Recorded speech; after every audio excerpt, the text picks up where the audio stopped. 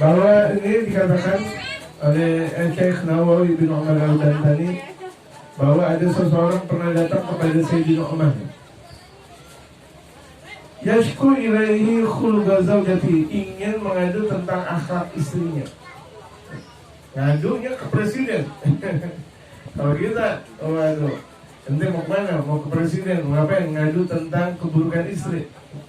Gak boleh, gitu. Presiden sibuk, gitu. Ini lihat, Masya Allah, semua Masya Allah. Jadi orang biasa mau ngadu tentang hal ihwal keburukan istrinya kepada sang presiden Sayyidina Umar. Fawaqafa bibabi yantaziru, kemudian orang tersebut diam berhenti di depan pintu Sayyidina Umar. Jadi walaupun Sayyidina Umar bin Khattab itu nggak punya apa? Nggak punya pengawal. Ya, nggak punya pengawal. Nggak sebagaimana kita lihat, Masya Allah, ini dan itu kawalannya besar, banyak. Ini tidak ada pengawal. Padahal ini adalah Amirul Mukminin, pemimpinnya orang-orang beriman sedunia ketika itu. Mengadu tentang hal ihwal istrinya yang akhlaknya tidak bagus. Fasami'a imra'atahu tastatilu 'alaihi bilisaniha. Kemudian orang tersebut mendengar istrinya Sayyidina Umar sedang ngomelin Sayyidina Umar. Sayyidina Umar diomelin sama istrinya. Padahal beliau ketika dalam keadaan perang sebagai panglima besar, yang kalau misalnya Sayyidina Umar jalan, jin nggak mau berdekatan dengan Sayyidina Umar, takut. Kalau jin aja takut dengan Sayyidina Umar. Kalau perang, itu Sayyidina Umar kalau beliau megang pedang, itu dipegang oleh 100 orang nggak kuat pedangnya Sayyidina Umar. Tapi Sayyidina Umar dengan satu tangannya saja membawa pedang tersebut. Andaikan tuh pedang ditaruh, 100 orang nggak bakal bisa, nggak bakal kuat untuk memegang senjata atau pedang Sayyidina Umar. Itu kalau lagi perang, Masya Allah, berurut itu kepada orang-orang kafir, langsung dipenggal semuanya oleh Sayyidina Umar. Tapi ketika itu beliau lagi diomelin sama istrinya. Jadi lihat nih, ini sahabat Rasulullah diomelin sama istrinya. Kalau kita bukan sahabat, bukan wali, bukan ulama, diomelin sabarnya. Sabar. Emang dia lagi itu perempuan lagi haid kali, lagi ngaco dia. Biasa perempuan kalau lagi datang haid ngaco, betul gak? Tuh. Lagi datang haid atau lagi duitnya kurang, itu udah ginari, udah bentar lagi Ramadan, nggak dikasih duit buat beli konsol, gitu. Buat munggahan, buat mertua dan orang tua belum dikasih. Akhirnya dia ngomel sama suaminya. Nah, bagaimana kira-kira suami ibu-ibu? Bu, suami ibu-ibu bagaimana? Kalau ibu-ibu marah, suaminya marah gak? Alhamdulillah.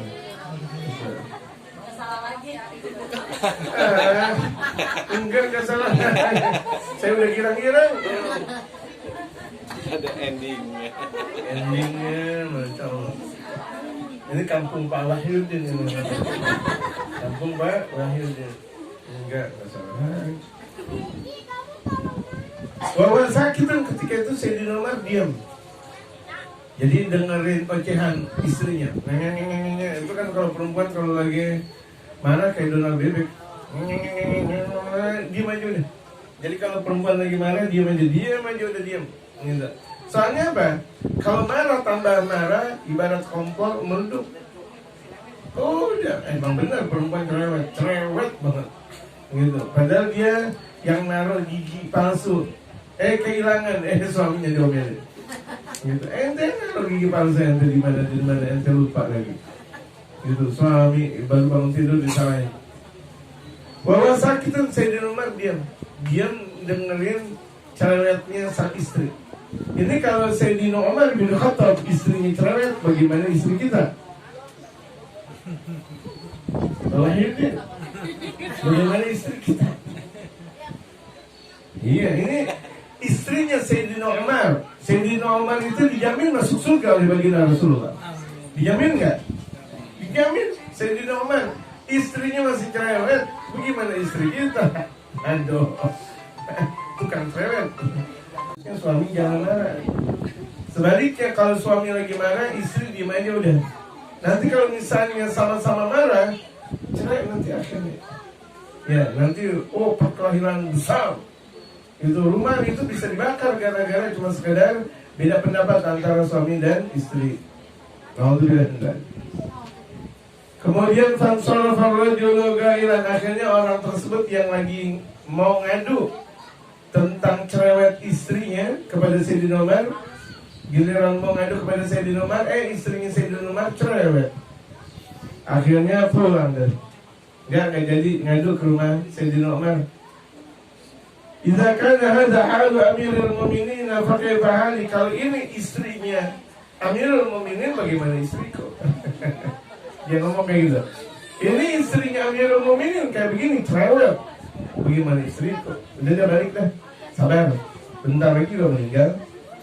Meninggal gak? Iya, nunggu 10 tahun meninggal, 20 tahun meninggal, 30 tahun meninggal. Kalau tuh istri sekarang usianya udah 60 tahun, ya 10 tahun lagi meninggal. Kalau istrinya 40 tahun, ya taruh udah 20 tahun lagi meninggal. Kalau istrinya 20 tahun atau 30 tahun lagi, ya kira-kira 30 tahun lagi meninggal. Meninggal gak?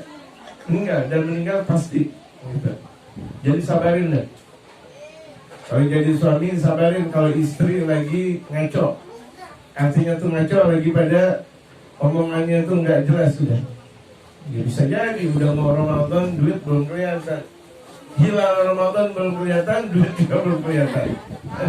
Kalau hilang Ramadan itu udah ada ulamanya yang bakal mencari hilang Ramadan. Ini dompet belum kelihatan juga. Duit buat munggahan belum ada nih. Allahu Akbar. Betul gak ibu-ibu? Betul. Tapi emang sabar ya, sabar. Emang mau kemana? Ramadan bakal datang. Ya, mau bagaimana ceritanya, Ramadan bakal datang. Kalau kita mau dapetin Ramadan benar, istri harus jadi istri salihah. Siapa istri salihah yang enggak pernah itu istri salihah. Ada duit enggak ada duit, alhamdulillah suami disayang, itu istri salihah. Walaupun laki apa? Walaupun lapar dia maju. Lapar, kan lagi puasa emang. Kalau lagi puasa emang lapar. Justru nikmatnya puasa karena lapar. Dimana orang lagi puasa, baru jam 12 siang, mau gimana ceritanya? Mau makannya dosa, mau minum dosa, sabar aja. Nunggu maghrib, insya Allah. Fakharaja Umar fara'ahu mudbiran fanada.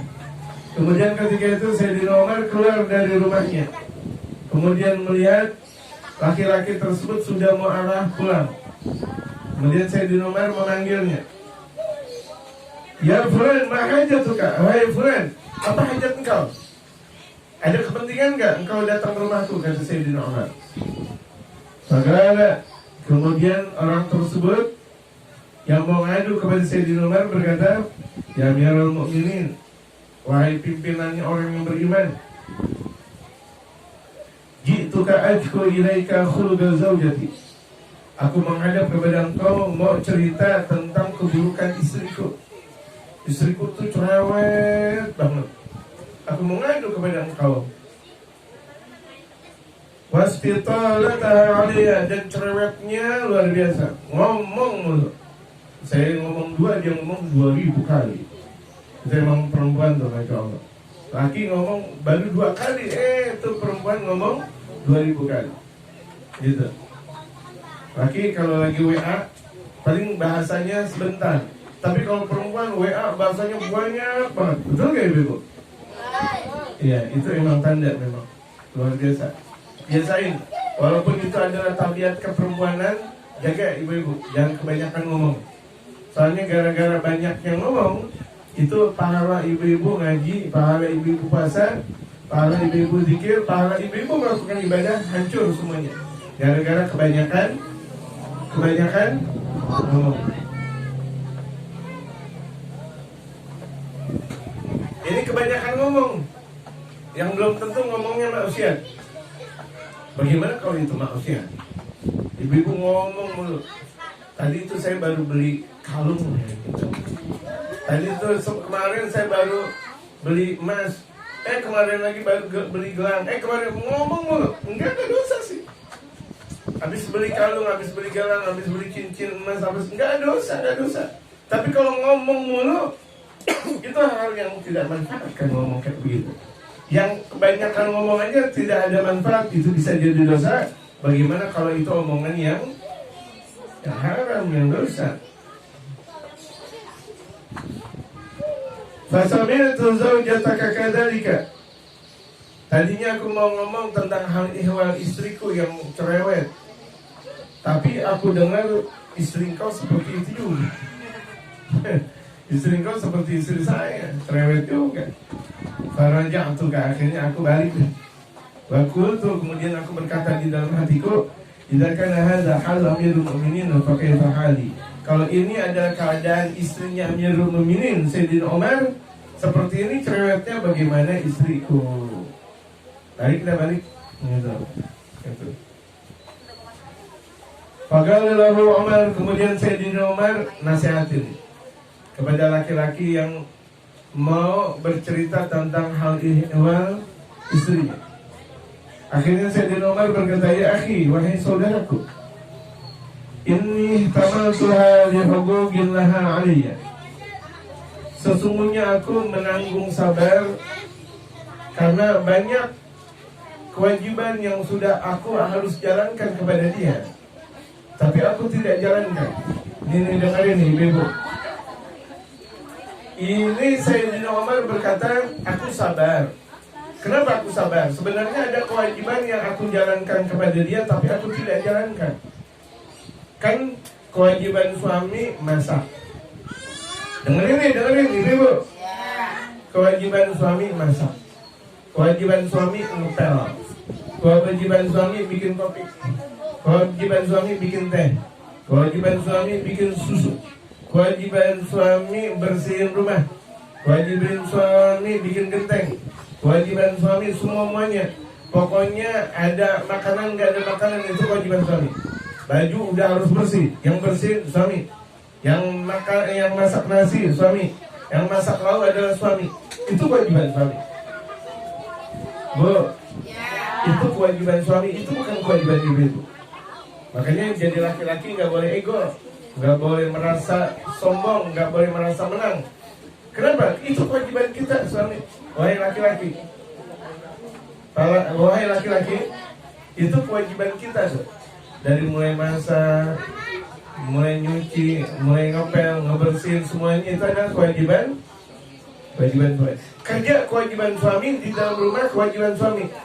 Istri ngapain aja? Bu, istri ngapain aja dong? Apa? Iya, istri cuma ngurus anak dan ngurus suami, udah gitu dong. Ngurusin suami, kira-kira suami belum mandiin. Lah kan ngurus suami. Iya, kira-kira suami belum mandiin. Kira-kira suami ada korengan, bersihin. Kira-kira suami belum tidurin. Ya artinya kelanin. Gitu. Suami belum makan, ya deketin. Itu kewajiban sang istri. Tapi kewajiban sang suami semuanya. Gitu. Makanya ini Sayyidina Umar sabar lah, ya dah. Sabar aku. Kenapa yang bikin roti istrinya? Padahal yang bikin roti kewajiban suami. Tapi istri yang bikin roti. Yang bikinin lauk itu adalah istrinya. Padahal yang bikin lauk itu adalah kewajiban dari laki-laki. Inna tabakhatun li ta'ami. Nah istriku itu masak roti, masak lauk buatku. Inna tabakhatun li ta'ami, itu istriku bikin lauk buatku.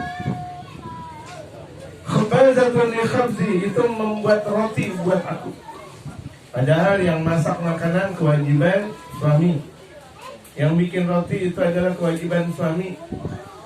Ingat nih, yang bikin roti kewajiban suami, yang bikin makanan kewajiban suami, bukan istri. Bu, ibu-ibu habis ini pulang ke rumah masak, itu bukan kewajiban ibu. Bukan. Ibu-ibu, masak dulu pakai. iya, waduh, apalagi hebat banget. Emang sayang banget ibu kepada suami. Sebelum ngaji udah dimasakin, masya Allah, luar biasa. Rumah udah dipel. Itu sebenarnya kewajiban suami, ibu. Jadi tuh suami itu kewajibannya banyak. Jadi nggak boleh marah suami kalau gitu jadinya. Udah istri capek, kemudian diomelin lagi. Itu zalim. Udah gitu nggak punya duit lagi. Itu sehari-harinya tuh suami ngasih istri cuma Indomie melulu. Makan Indomie lagi, Indomie lagi. Astagfirullahaladzim. Siapkan 4 sehat 5 sempurna. Dan ini kan, Pas saya sudah sempurna, sekolah pakai. buat istri 4 sehat 5 sempurna. Anak dan ibunya itu kewajiban suami. Gitu. Jangan mau nikahin anak orang, tapi malas dia kerja, nggak boleh. Jadi kalau misalnya dia mau nikahin anak orang, dia tanggung anak orang. Gitu. Gak mau kerja, nikah sama anak orang. Jangan merusak anak orang. Ya. Gak punya kerjaan, nikah. Belum ngaji, nikah. Akhirnya tuh naudzubillah min dzalik, tinggal di sana dan di sini kebingungan. Jangan. Jadi kalau mau nikah, sekira-kira dia udah punya kekuatan ekonomi. Gitu. Biasain. Kalau ada orang mau nikah, dia punya kekuatan ekonomi. Jangan ngorong-ngorong sama orang tua, apalagi mertua. Udah kepengen nikah, ya udah puasa. Pengennya doang nikah. Giliran berikutnya kebingungan. Jangan, udah puasa yang banyak. Puasa.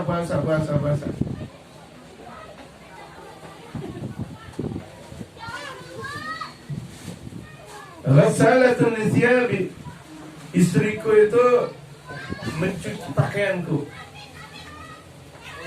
Murdi'atun liwaladi, menyusui anak-anakku. Ini nyusuin itu bukan kewajiban istri, walaupun itu adalah anaknya sendiri. Kalau misalnya ada istri nyusuin buat anaknya, maka sang suami ngasih duit lebih. Tuh dia, jamaah sekalian. Kalau misalnya nih kita punya istri, ini jamaah, ini yang laki-laki di sini punya istri, kan masak bukan kewajiban istri, tapi istri malah masak. Tuh duitnya kita lebihin. Yang biasa kita kasih 200.000, gara-gara dia masak kan berarti 250.000. Kemudian sang istri kan tidak ada kewajiban untuk nyuci. Tambah lagi 50.000 lagi, berarti 300.000. Inilah indahnya Islam. Jadi Islam penuh dengan keindahan. Kemudian tuh kamar, kotor, kemudian istri yang bersihin, tambah lagi 50.000, 350.000.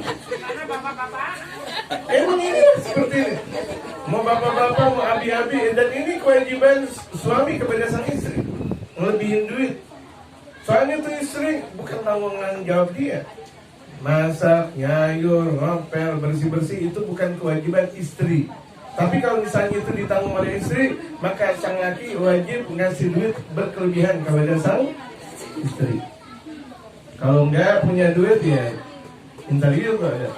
Ini udah minta ridho, udah gitu marah-marah mulu lagi suami kepada istri. Ya, udah duitnya nggak punya, tinggal dikontrakan. Udah gitu suami marah-marah mulu sama istri, nggak boleh, dosa, gitu.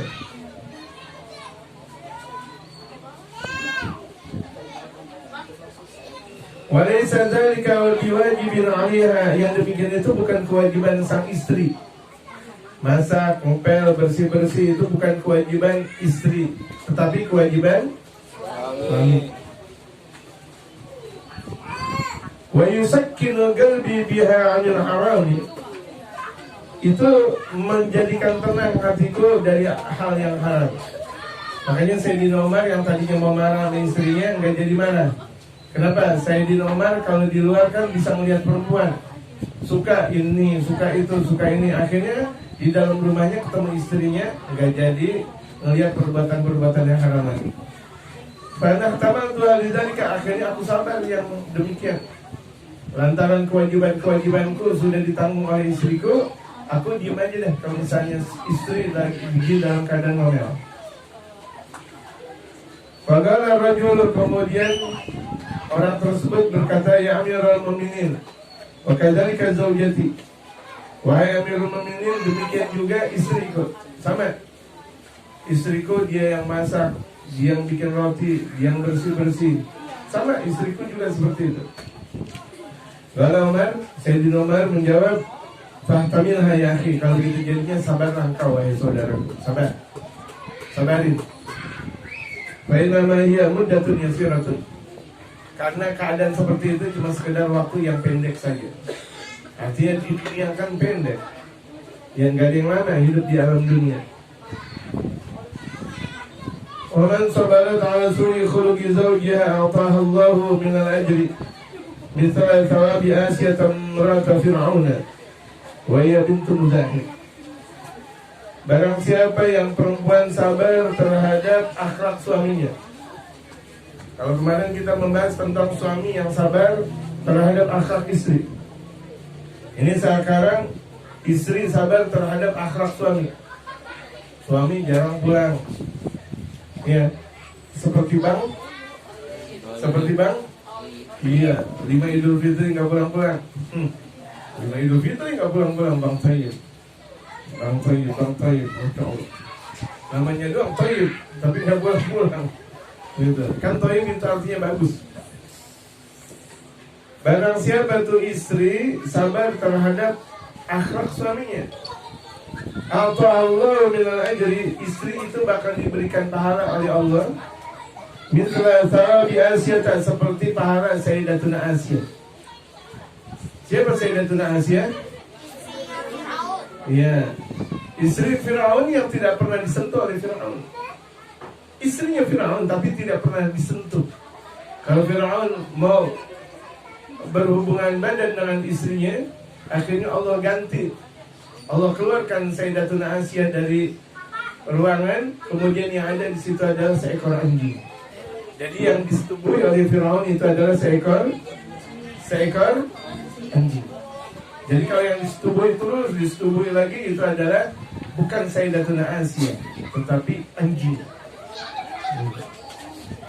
Karena memang Sayyidatuna Asiyah itu pada akhirnya kelak bakal menjadi istrinya baginda Rasulullah Muhammad sallallahu alaihi wasallam di dalam surga. Wa hiya bintu Muzahim, yaitu Sayyidatuna Asiyah binti Muzahim. Muzahim itu adalah bapaknya Sayyidatuna Asiyah. Mana anak-anak kita namanya Asiyah? Asiyah, Aisyah, Zainab, Hindun, Ruqayyah, Ummu Kulthum, Fatimah, Khadijah. Mana anak-anak kita yang namanya seperti itu? Ya, anak-anak kita lebih bergaya seperti gayanya Barat. Nama-nama Barat itu dosa, ibu-ibu.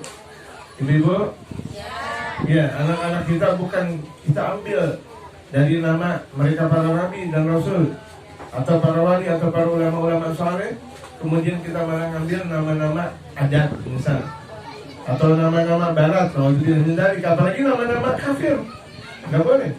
Gitu.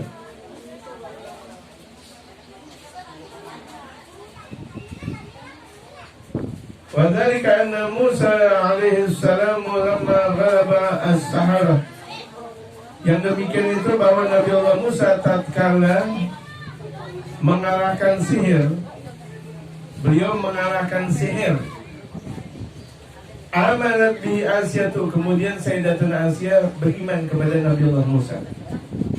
Falamma tabayyana li Fir'auna imanuha, tatkala imannya Sayyidatuna Asiyah terlihat oleh Fir'aun, dagga liyadayha wa rijlayha arba'ata autadin fil ardi. Kemudian Fir'aun itu mengikat kedua tangan dan kakinya itu dengan 4 ikatan di bumi. Jadi dengan 4 ikatan seperti ini. 1, 2, kaki kanan dan kaki kirinya seperti ini diikat. Itu Sayyidatuna Asiyah diikat di bumi. Ya, diikat di bumi, ini diikat, kemudian kaki kanan dan kaki kiri diikat seperti itu. Wasyajjaha fiha kullu 'udwin bihablin. Kemudian diikat di setiap anggota tubuh itu semuanya itu dengan dengan tali, semuanya diikat dengan tali. Sekira-kira Sayyidatuna Asia tidak bisa bergerak apa-apa. Waja'ala fi mughabalati syamsi, kemudian tuh Firaun menjadikan Sayyidatuna Asia menghadap ke matahari. Masyaallah.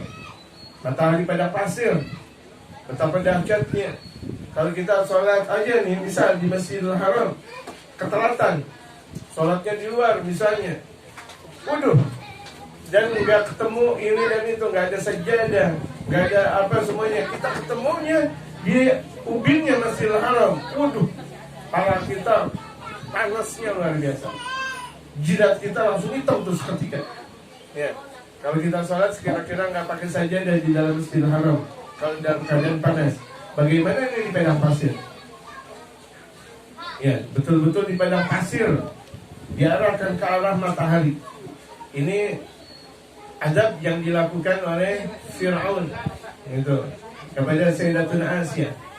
Yang ketahuan bahwa Sayyidatuna Asia itu beriman kepada Nabi Allah Musa alaihi salatu wassalam.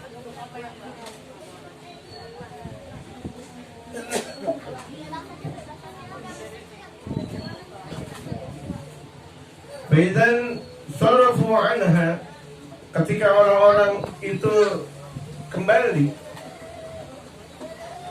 adallat hal malaikat, ketika itu malaikat melindungi Sayyidatuna Asia. Orang-orang udah keluar dari melihat Sayyidatuna Asia yang lagi diadab, kemudian malaikat melindungi dengan awan yang melindungi Sayyidatuna Asia. Wa amara Fir'aun bi sakhratin 'azimatin litalqa 'alaiha. Firaun memerintahkan untuk menaruh batu besar untuk mengenakan badan Sayyidatuna Asia. Jadi Sayyidatuna Asia dalam keadaan terlentang. Bagaimana caranya agar badannya itu di bawah batu besar, ditumpukin batu besar oleh Firaun. Ini memang benar-benar laknat Firaun, laknatullah. Makanya di antara gelar Firaun itu adalah laknatullah alaih. Laknatullah alaih artinya Allah melaknatnya.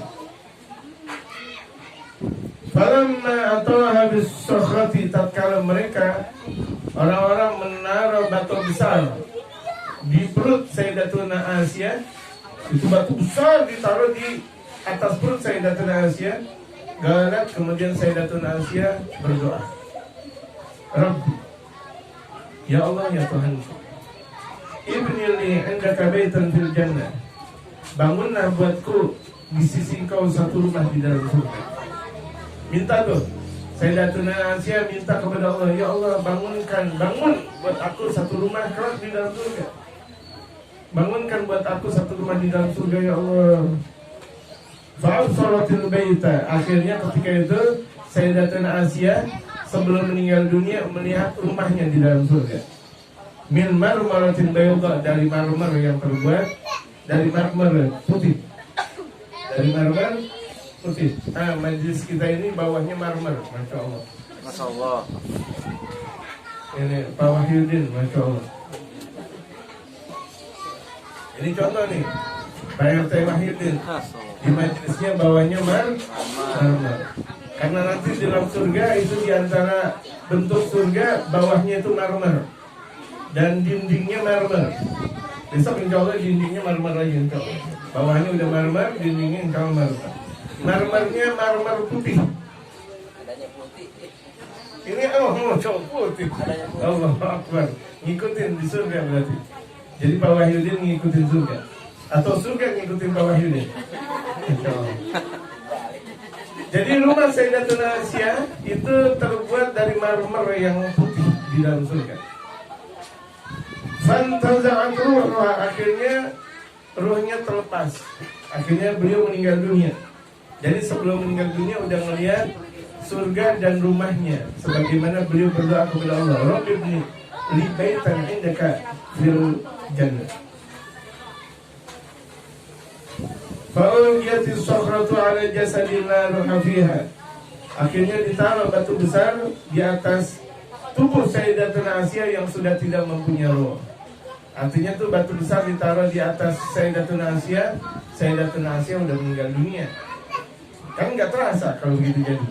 Karena orang udah meninggal dunia nggak terasa apapun yang dilakukan orang kepadanya kalau dia sudah meninggal dunia.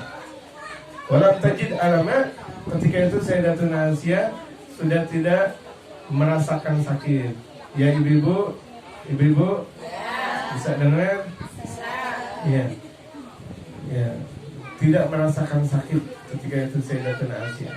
Walaupun ditaruh di atas perutnya itu batu besar, karena ketika itu beliau sudah meninggal dunia.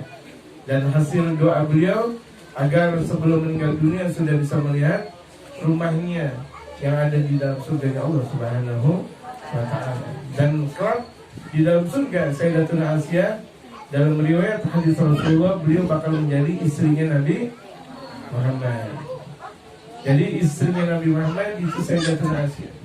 Dalam riwayat yang banyak, perempuan